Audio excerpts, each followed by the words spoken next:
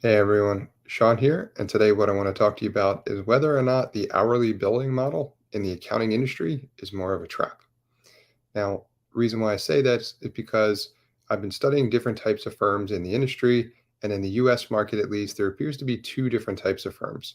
I'll refer to them in my example as a traditional firm and a more progressive firm, just to make the distinction.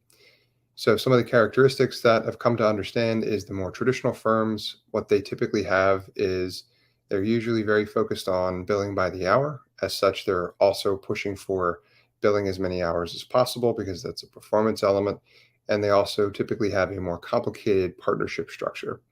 Now, more progressive firms, on the other hand, have typically moved away from the hourly billing model, sometimes altogether, in favor of a more kind of value based pricing system, upfront pricing, focusing more on outcomes. And they've made other changes because of that as well, also to some of those other categories that I mentioned with regard to those traditional firms. Now, the question I really had was what's standing in the way of the progress of these traditional firms? Because despite there being some progress and some traditional firms adopting some of these characteristics and lessons learned from these progressive, more modern firms, progress still is slow. It's a complicated question, and because there's a multitude of factors and a number of different variables.